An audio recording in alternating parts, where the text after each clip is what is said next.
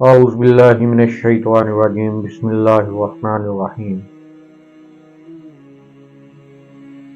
اللہم صلی علی محمد النبی الامی وعلی آلہ وسلم تسلیما۔ دوستو، آج ہم جس موضوع پہ بات کرنا چاہ رہے ہیں وہ ہے ایک معاشرہ ہندوستان میں، ہندو معاشرہ وجود میں کیسے آیا، گوتم بدھ کون تھا اور دراوڑ لوگ کون تھے۔ دوستو، تقریباً کوئی 5000 سال پہلے ہندوستان میں بہت امن پسند لوگ آباد تھے۔ وہ کھیتی باڑی کرتے اور بہت ہی منظم طریقے سے رہتے اور بہت جدید معاشرہ تھا۔ وہ لوگ اپنے آپ کو دراوڑ لوگ کہلاتے تھے۔ وہ لڑائی جھگڑے سے دور رہتے، جنگ و جدل سے دور رہتے۔ اسی دوران رشیا سے کچھ قبائل نے ہندوستان پر حملہ کیا۔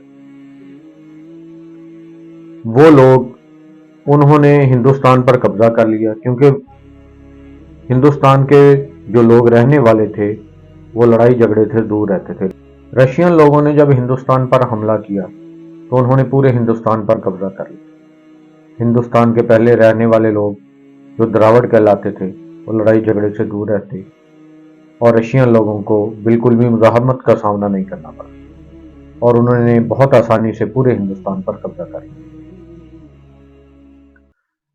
وہ جو رشین تھے وہ آریائی کہلائے۔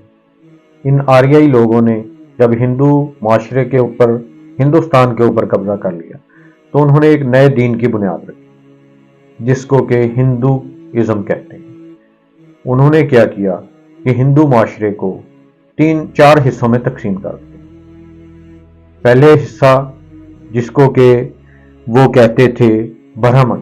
برہمن سب سے اونچی ذات تھی ہندوستان میں لوگوں کی۔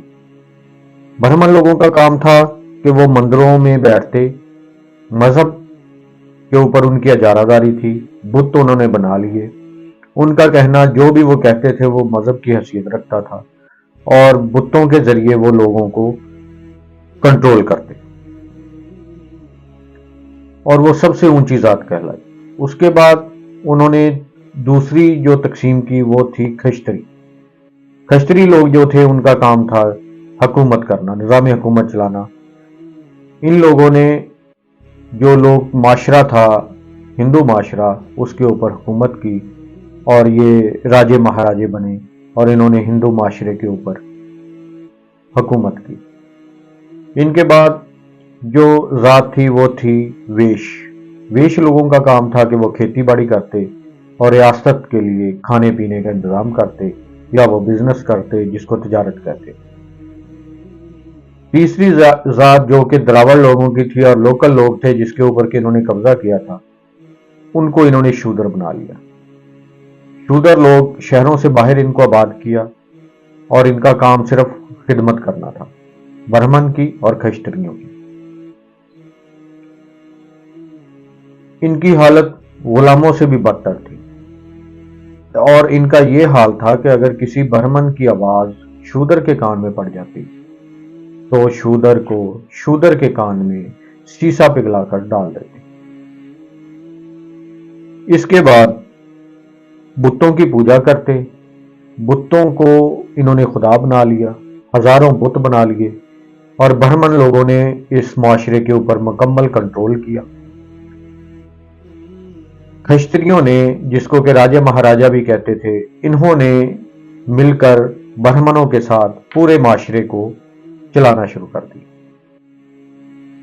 یہ معاشرہ اتنا زیادہ پس چکا تھا کہ وہاں پر ایک شخص پیدا ہوا جس کا نام تھا گوتم بدھ۔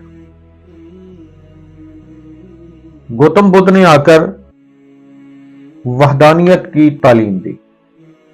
گوتم بدھ کی تعلیمات یہ تھیں کہ بتوں کی پوجا ٹھیک نہیں ہے، بتوں کی پوجا نہیں کرنی، بلکہ ایک خدا کی پوجا کرنی، وہ ایک ہی ہے، وہ جگہ جگہ بت نہیں ہے۔ ہندو معاشرے کو یہ بہت بڑی چوٹ تھی۔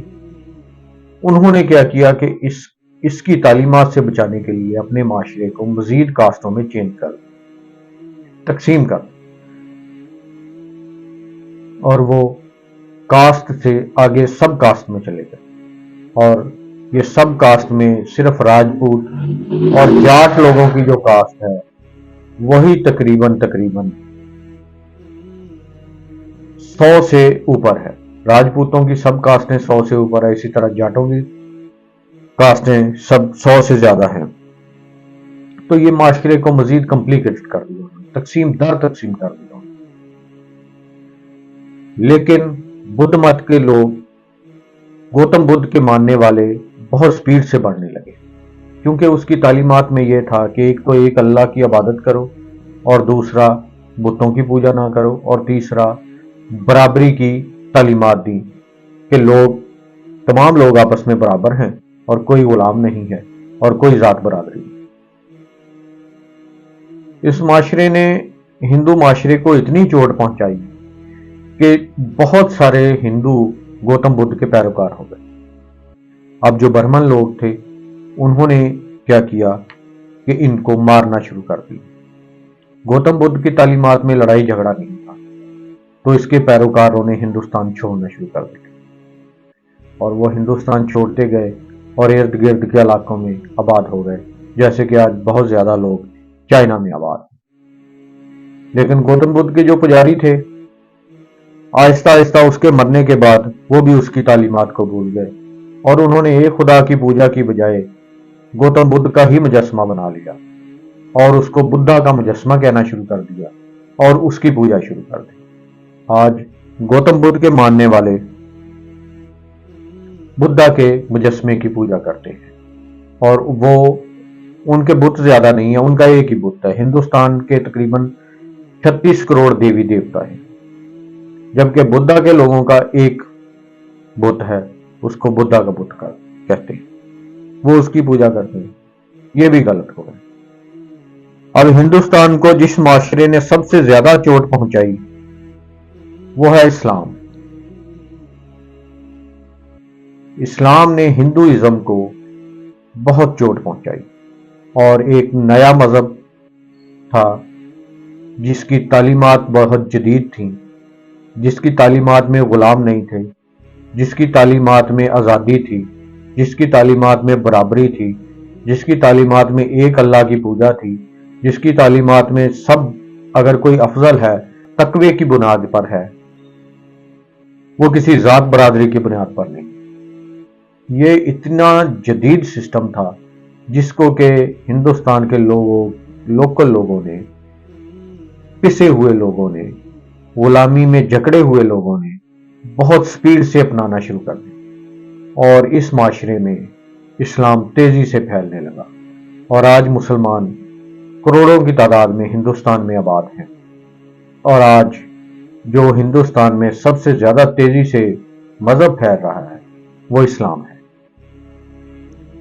وآخر دعوانا الحمد للہ رب العالمین۔